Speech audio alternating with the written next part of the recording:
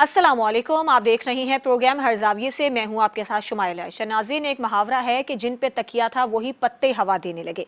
आजम खान वो शख्स हैं जो पीटीआई के दौरे हुकूमत में उस वक्त के वज़ीर आज़म चेयरमैन पीटीआई के इंतहाई करीबी साथी समझे जाते थे। वो उनके प्रिंसिपल सेक्रेटरी भी थे।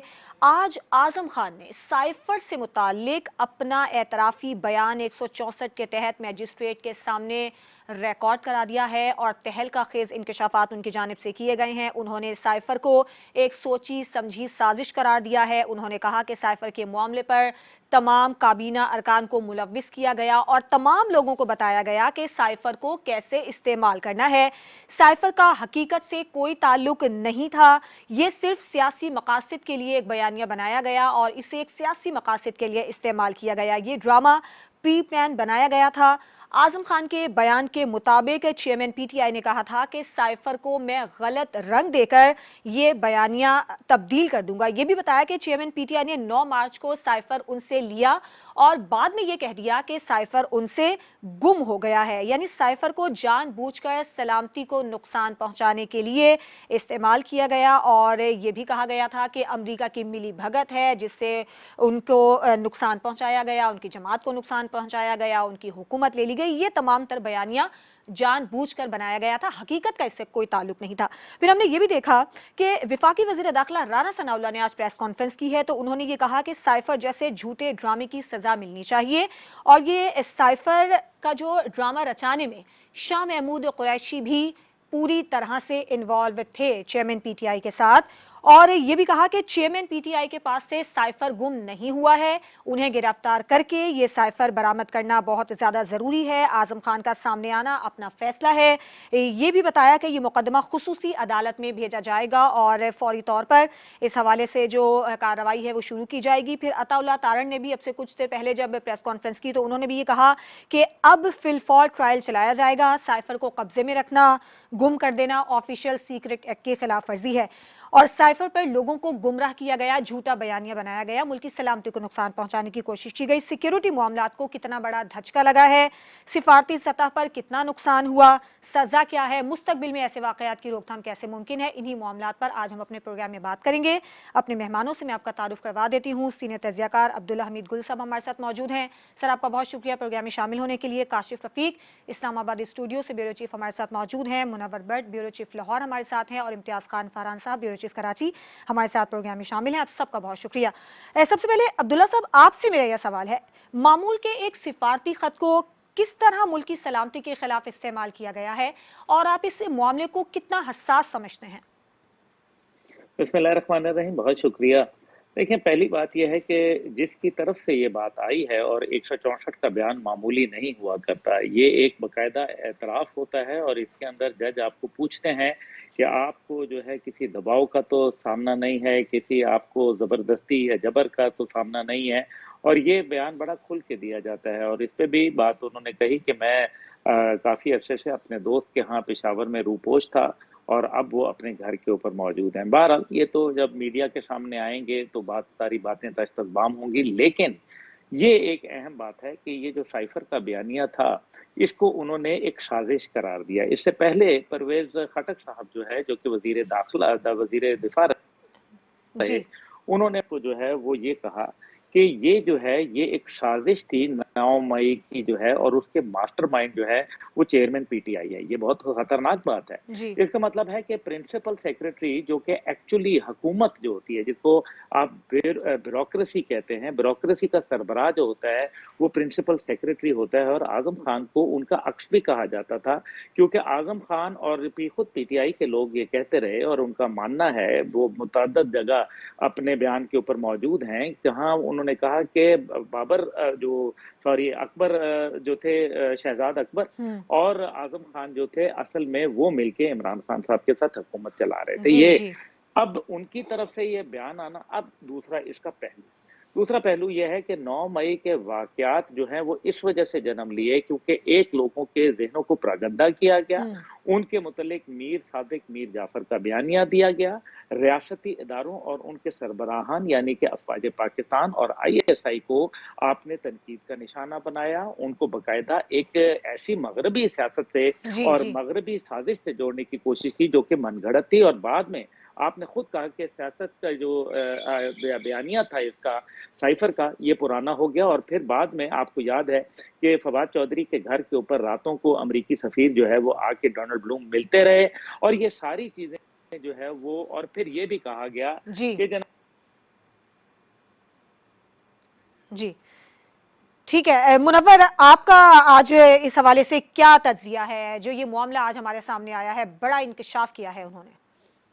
देखिए, मेरे नज़दीक जो है ना सबसे संगीन जुर्म वो एतमाद को तोड़ना होता है और वो इसकी किसी कानून के अंदर कोई सज़ा नहीं है।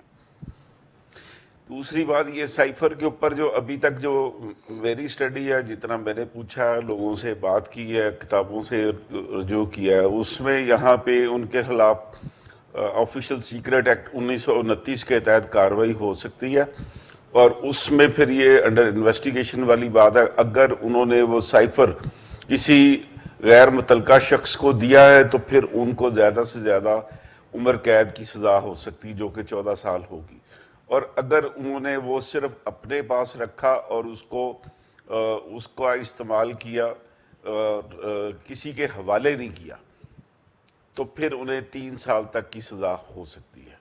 ठीक है। ये जो अभी बात हो रही थी, ये मशीर कानून साहब ने, अता तारड़ साहब ने ये बात की थी कि भी उनके खिलाफ ऑफिशियल सीक्रेट एक्ट के तहत कार्रवाई हो सकती है, तो ये उसकी थोड़ी सी तफसील है। और अगर उसको दूसरे फौजदारी कानून के तहत देखा जाए तो उनके खिलाफ 468 उसके तहत कार्रवाई हो सकती है कि उन्होंने एक फोर्ज डॉक्यूमेंट जो है, अगर वो ओरिजिनल उन्होंने नहीं लहराया था और फोर्ज डॉक्यूमेंट लहराया था तो फिर उनके खिलाफ वो सिर्फ 468 की कार्रवाई हो सकती है। ये बात अब इन्वेस्टिगेशन में क्लियर होगी कि जो डॉक्यूमेंट उन्होंने जलसा गाह में लहराया था वो ओरिजिनल डॉक्यूमेंट था या वो साइफर जो है वो उसकी अपनी मर्जी से चीजें ऐड करके तो उसको जो पब्लिक के सामने पेश किया था, लेकिन उन्होंने किसी को दिया नहीं। ठीक है, ये बड़ी इंपॉर्टेंट बात है। अगर वहां पे ना ही उन्होंने सिर्फ लहराया है, किसी को दिया नहीं और उसका मतन खुद से बयान कर और बाद में ये कहा कि वो उनसे गुम हो गया है। काशिफ, आप क्या कहेंगे?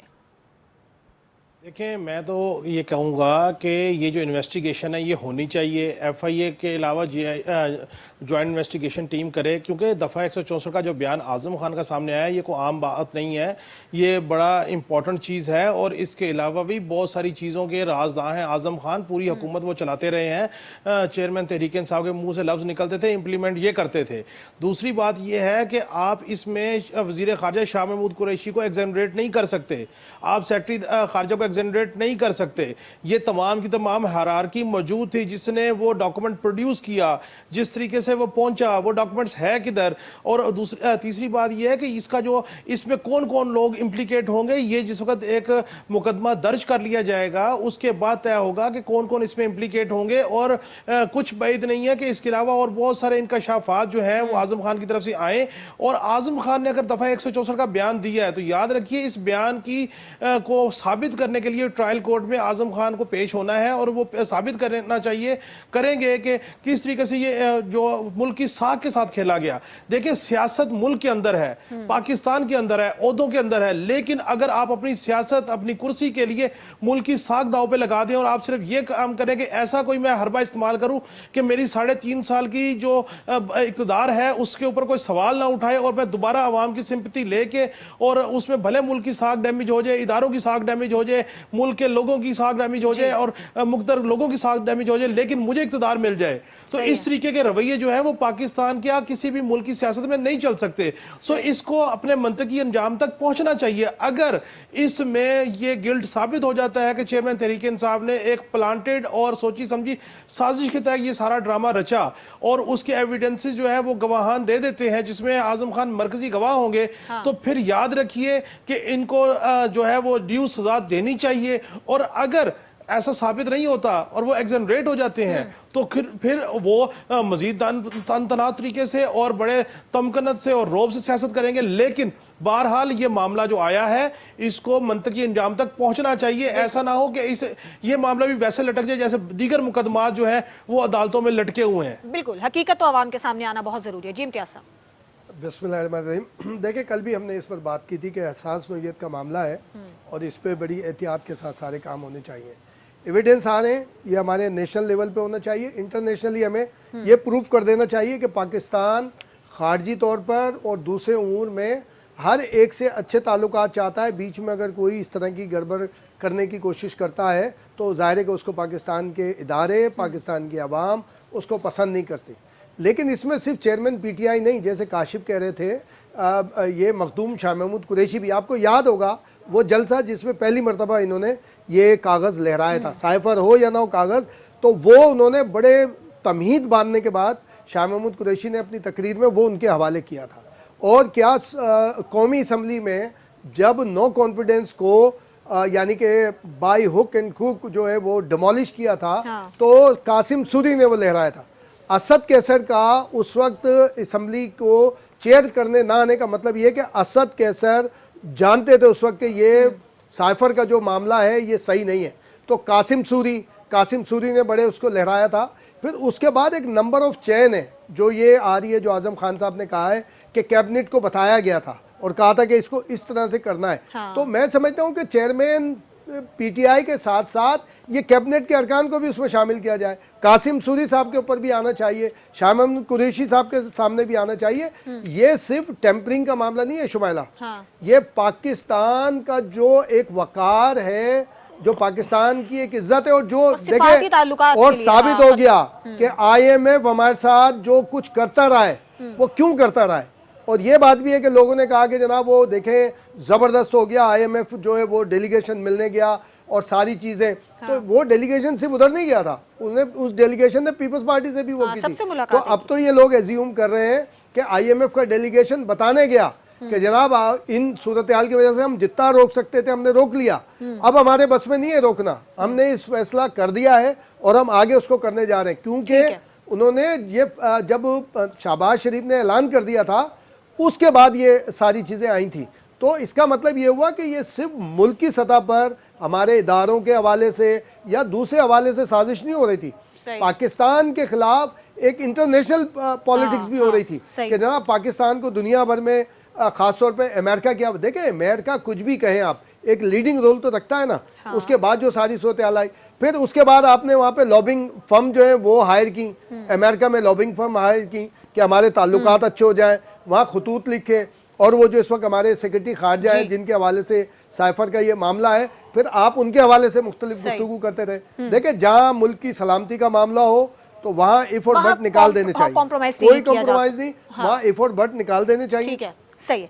एक ब्रेक लेंगे, ब्रेक के बाद जब हम वापस आएंगे तो बात करेंगे खालिद सिफारती डॉक्यूमेंट को इस तरह पब्लिक करना कितना बड़ा जुर्म है, इसकी सजा क्या है और रोकथाम कैसे मुमकिन है कि मुस्तकबिल में ऐसा ना हो। इस पर बात करेंगे एक ब्रेक के बाद।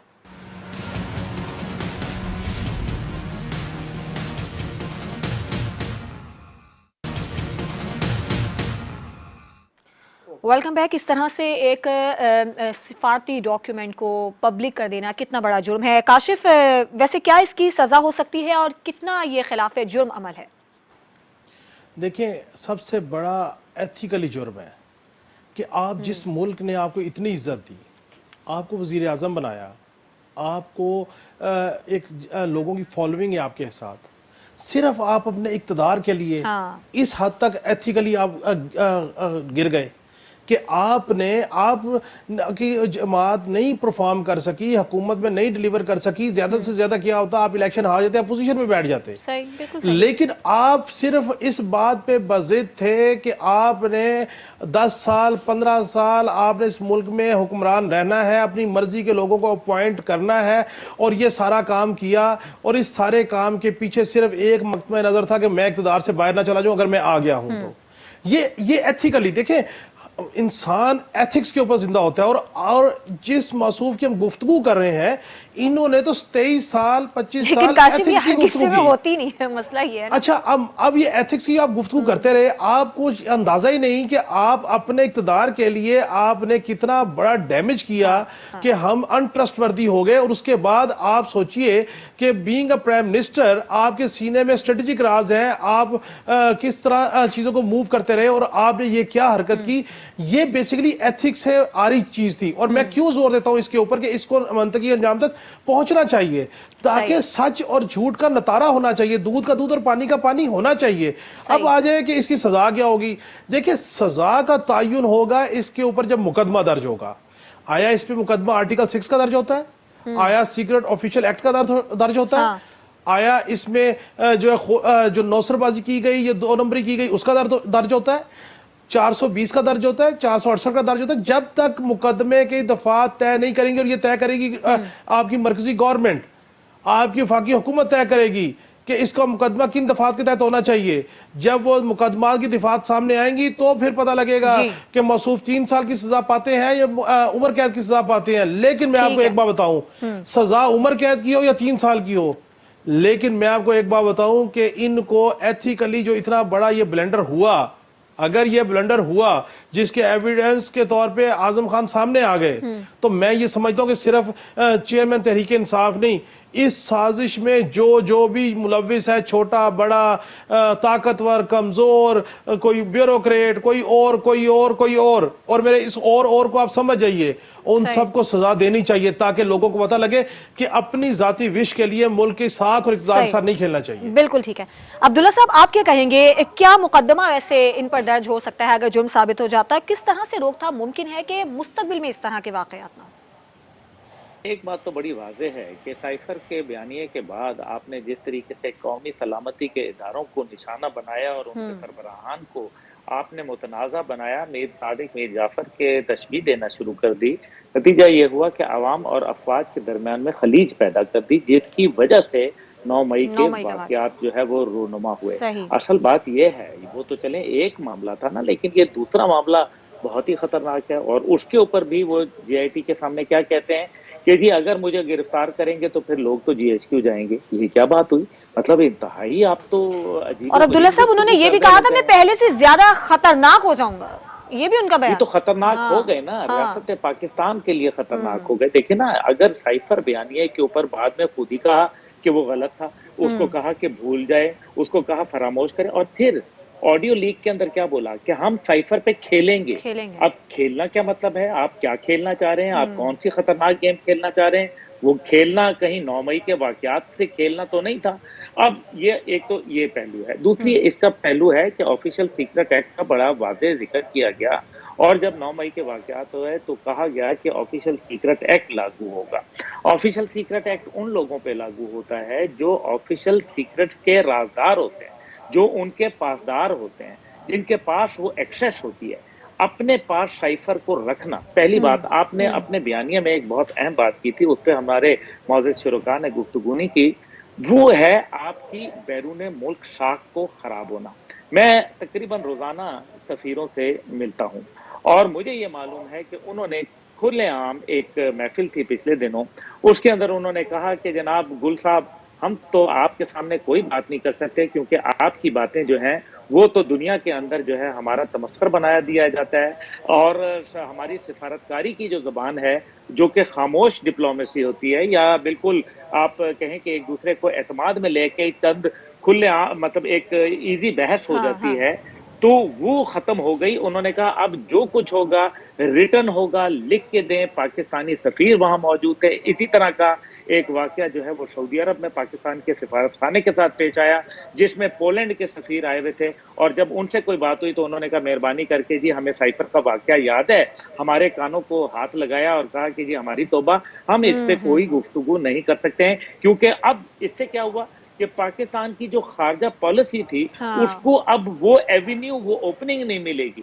اب یہ تو ایک علیحدہ، اب جو اس کے علاوہ جو اس کا خطرناک پہلو نکلا کہ آپ کے جتنے سفیر تھے، جو پاکستان کے سفیر تھے، انہوں نے کہا کہ جناب کانوں کو ہاتھ لگائیں کہ اپنے وزیر اعظم کو یا اپنے فورن آفس کو یہ خط نہ لکھیں کہ کل کو ہمارا بات کا بتنگڑ بن جائے اور ہمارا جو کیریئر ہے وہ تباہ ہو جائے۔ یہ بالکل واضح بات ہے۔ اب کوئی شاہ محمود قریشی ہیں اور اسی طرح قاسم سوری ہیں، یہ باقاعدہ ایک بہت خطرناک سازش ہوئی ہے۔ یہ سائفر جو تھا یہ سازش تھی، لیکن یہ پاکستان کی ریاست کے خلاف تھی، اور کرنے والے اور کروانے والے کون تھے وہ آپ کے سامنے کردار خود اعظم خان یہ کہہ رہے ہیں کہ اس کے ماسٹر مائنڈ، اس کی سازش کے جو مین کردار ہیں وہ پی ٹی آئی کے چیئرمین۔ ٹھیک ہے امتیاز صاحب، ابھی ہم دیکھا رانا ثناء اللہ نے اور عطا اللہ تارڑ نے بھی پریس کانفرنس کی ہے، انہوں نے کہا ہے کہ اب تو سزا ہوگی، فی الفور ہوگی، کیا سزا بنتی ہے؟ دیکھیں وہ تو آرٹیکل 6 والی بھی بات آ رہی ہے۔ جو عبداللہ گل صاحب نے جو بات کی ہے نا، یہ بالکل ہو گیا، ہم ٹرسٹ ڈیفیسٹ میں چلے گئے اور فورن افیئر میں بدترین ہم ٹرسٹ ڈیفیسٹ میں گئے۔ ابھی 3 روز پہلے کراچی میں ایک تو جیسے گورنر ہاؤس کے اندر ایک تقریب ہوئی، وہ جو 10,000 بچے آئے تھے انہوں نے، وہاں پر بھی کونسلیٹ جنرلز کئی ایک آئے ہوئے تھے، وہاں پر اس بات کا ذکر ہوا کیونکہ اعظم خان کے حوالے سے ایک بات ہوئی کہ مسنگ ہے، اور اس کے اوپر یہ بات 2 نے جو ہمارے مڈ ایسٹ سے تعلق رکھتے ہیں 2 وہ تھے، اور ایک جو دوسری سائڈ یعنی یورپی کنٹریز کے، اور اس سے پہلے 7-8 دن پہلے ایک اور تقریب تھی شام کی، تو اس میں پیپلز پارٹی کے تو بھی 2 سے 3 لیڈر موجود تھے، بڑے یعنی جو سندھ کو لیڈ کرتے ہیں اور مرکز کو بھی لیڈ کرتے ہیں وہ، اور نون کے 2 تھے، ایک ان میں رکن قومی اسمبلی تھے، ایک سینیٹر وہ بھی تھے، اور وہاں پر یہ ڈپلومیٹس آئے ہوئے تھے۔ وہاں پر بھی جیسی گفتگو پولیٹیکل شروع ہوئی، جو بہت ساری باتیں اور اکنامی پہ خاص طور پہ ہوئی، تو کسی جو ڈپلومیٹ تھے جو کم از کم 3 کنٹریز کے، انہوں نے کسی قسم کی کوئی گفتگو نہیں کی، اجتناب کیا۔ یہ ٹرسٹ ڈیفیسٹ پاکستان کے لیے بدترین ہے، بہت نقصان ہے۔ دیکھیں آئی ایم ایف اس کی مثال آ گئی کہ وہ ہم سے کیوں کھیلتا رہا، کیا چیزیں آگے بڑھتے رہیں۔ سزا کا تعین تو میں کہتا ہوں سزا کا تو تعین بھی نہیں ہے اس کے اندر، دیکھیں تو اگر آپ کہ آپ نے کتنا ڈیمیج کیا، کتنی ساری، صرف یہ کہ اپنی ایک اقتدار کے لیے، اس کے لیے آپ بہت ساری کمپین چل سکتی تھی، بہت ساری آپ کمپین آگے لے کے جا سکتے تھے۔ آپ کو یاد ہوگا صرف یہ جو ابھی پہلے عبداللہ گل صاحب نے ایک بات کی تھی، صرف یہ اعظم خان نہیں ہے، پرویز خٹک نے ایک روز پہلے کیا بات کی، اور محمود خان ان کے ساتھ بیٹھے ہوئے تھے، اس سے پہلے فیاض چوہان کیا بات کر چکے، بار بار فیاض چوہان بات کہ آئندہ 1-2 ماہ کے اندر تو بہت سارے لوگ آئیں گے۔ کیا یہ جنرل باجوہ صاحب تھے جب ان کی جو گفتگو کئی مرتبہ سامنے آئی تو ان کا نہیں آیا کہ بھئی انہوں نے بتایا، انہوں نے ساری ڈسکس کی، تو یعنی اس لائلٹی کو بالکل کنورٹ کر دیا گیا، اور ایک بار جب اعتبار چلا جائے تو اس کا دوبارہ آنا بڑا مشکل ہوتا ہے۔ میر جعفر، میر صادق اور وہ ساری، دیکھیں پھر تو دوسرے لوگ اب یہ بات کرتے ہیں خود غرضی بھی کہا جا سکتا ہے نا اسے، میر صادق، اور اب وہ ٹانگ کا خدا نخواستہ جو اللہ سب کو صحت دے، تو بھائی اب ٹانگ کا زخم بھی کہا گیا، یہ ساری پھر اب باتیں کرتے ہیں نا لوگ۔ ٹھیک ہے، اچھا منور آپ اس پر کیا کہیں گے، کیا سزا ہو سکتی ہے اور کیا فی الفور کارروائی شروع ہوگی؟ جی وہ اس بات کا تو اندیا دے دیا ہے رانا ثناء اللہ صاحب نے کہ بھی ان کے خلاف فی الفور کارروائی شروع ہوگی، اور یہ اب دیکھنے والی بات یہ کہ ان کے خلاف FIR جو ہے وہ کس جرم کے تحت درج کی جاتی ہے۔ اگر وہ جیسے میں نے پہلے کہا تھا، اگر تو وہ آفیشل سیکرٹ ایکٹ کے تحت کارروائی کرتے ہیں تو اس میں ان کے خلاف جو زیادہ سے زیادہ جو سزا ہو سکتی ہے اس میں انہیں 3 سال کی تک کی قید کی ہو سکتی ہے، اور اگر وہ اپنا ڈیورنگ انویسٹیگیشن اس بات کو اسٹیبلش کر دیتے ہیں کہ انہوں نے جعلی پیپر لہرایا تھا، اوریجنل سائفر نہیں تھا، تو پھر ان کے خلاف وہ 468 جو پاکستان پینل کوڈ کی سیکشن ہے اس کے تحت آرٹیکل 6 بہرحال اس پہ لگتا نہیں ہے، لیکن اگر ارباب اختیار نے یہ فیصلہ کیا کہ آرٹیکل 6 کے تحت کارروائی کرنی ہے تو پھر آرٹیکل 6 کے تحت کارروائی کر کے بھی انہیں عدالتوں کے سپرد کیا جا سکتا ہے، لیکن عدالت میں اس بات کو ثابت کرنا پھر ان کے لیے زیادہ مسئلہ ہوگا۔ اس بات کے اوپر کسی کو کوئی شک شبہ نہیں ہے کہ انہوں نے آفیشل سیکرٹ ایکٹ جو ہے اس کی خلاف ورزی کی ہے، اپنے بیان کے ذریعے، لیکن وہ ٹھیک ہے۔ خط کے ذریعے نہیں. وہ خط کو جب تک وہ ریکور نہیں کر لیتے اور اس کو ایگزامن نہیں کرتے کہ وہ کیا وہ اوریجنل سائفر تھا یا اس میں تبدیلی کی گئی تھی، اس میں اپنی پسند کی چیزیں ایڈ کی گئی تھی، تو اس کے بعد یہ پھر فیصلہ ہو سکے گا. اور برآمد بھی تو کرنا ہے، وہ سائفر ابھی تک ان کے پاس سے گم ہو گیا. وہی عرض کر رہا ہوں کہ وہ سائفر کا وہ پیپر وہ برآمد ہونے کے بعد اس کے اوپر فیصلہ ہوگا کہ بھی انہیں کتنی سزا ہو سکتی ہے. لیکن میں پہلے بھی یہ بات کی، اب پھر یہ بات دہراتا ہوں کہ یہ جو ہمارے تعزیرات کے، مجھے ان کا نام بھول گیا، جو ہمارے پاکستان کا قانون بنانے والے جو انگریز تھے قانون دان، انہوں نے ایک بات کی تھی کہ میں نے دنیا میں ہونے والے کرۂ ارض پہ ہونے والے ہر جرم کی تعریف کر کے اس کی سزا متعین کر دی ہے سوائے ایک کے، اور وہ ہے اعتماد کا توڑنا. سب سے سنگین جرم اعتماد کا توڑنا ہے، اور اس کے اوپر میں کوئی سزا تجویز نہیں کر سکا. تو خان صاحب جو چیئرمین پی ٹی آئی ہیں، انہوں نے اپنے عہد کے ساتھ سب سے بڑا جرم کیا، اعتماد کو توڑا اور ٹھیس پہنچائی ہے، اور عوام کو تو ان پر اعتماد بھی بہت تھا. ٹھیک ہے، یہاں ایک بریک لیتے ہیں. بریک کے بعد اب سوال یہ پیدا ہو رہا ہے کہ اب جو اعظم خان کے اعترافی بیان سامنے آئے ہیں، کیا تحریک انصاف سیاست سے آؤٹ ہو گئی ہے؟ اس پر بات کریں گے ایک بریک کے بعد.